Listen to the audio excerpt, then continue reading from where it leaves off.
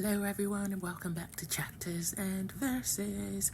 Alright, so please be sure to like, share, subscribe and comment on our videos in order to help us grow. Thank you so much.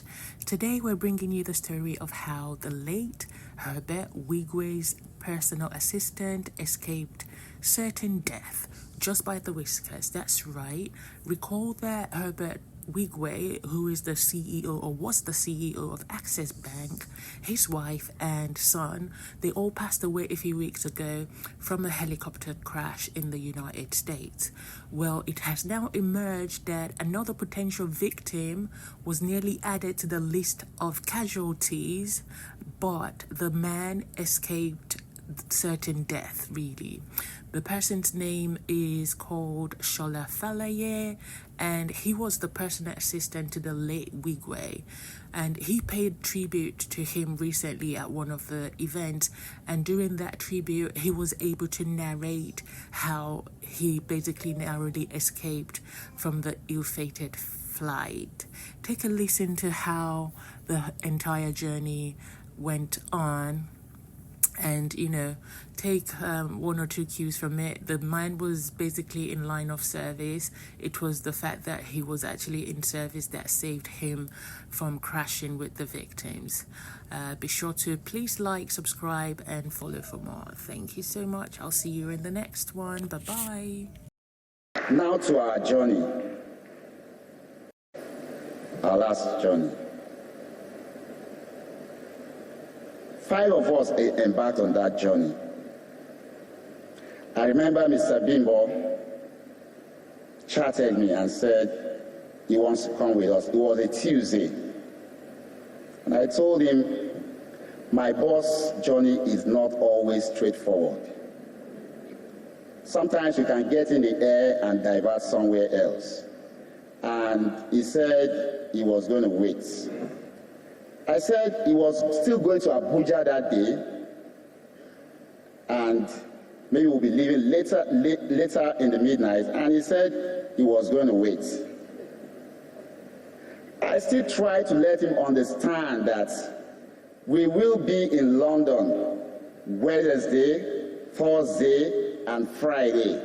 He said he will stay in his house and wait. I really don't know why I was trying to convince him not. I don't know, And we all went on the journey.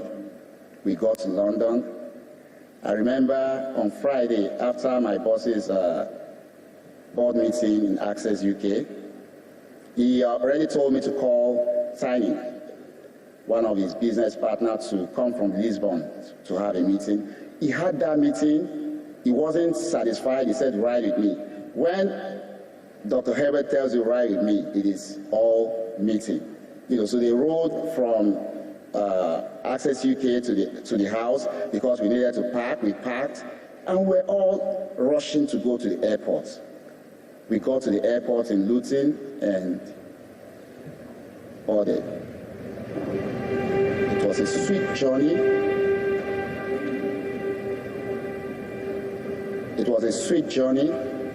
11 hours, we flew from London to Palm Springs.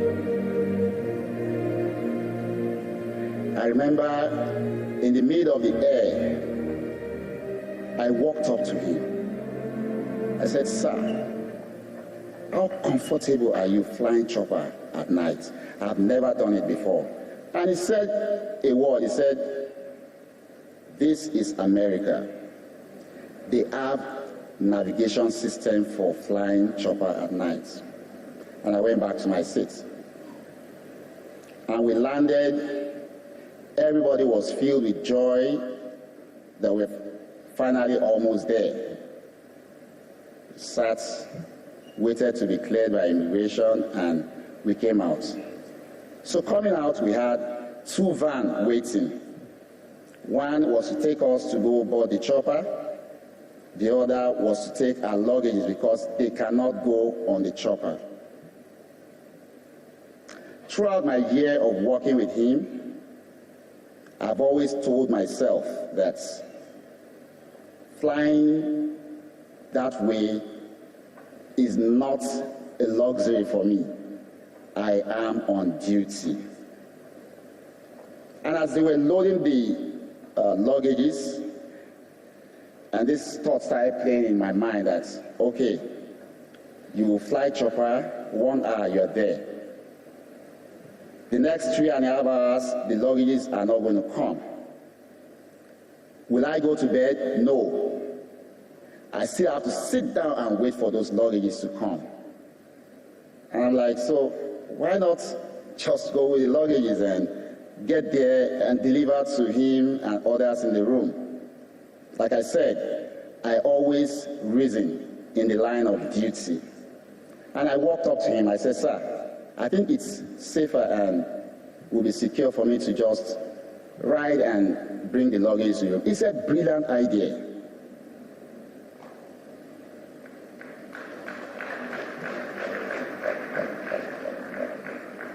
And I said, safe flight. Since 2019, I cannot count 1 or 2 places or flights that is being in that I'm not in it. We are always together.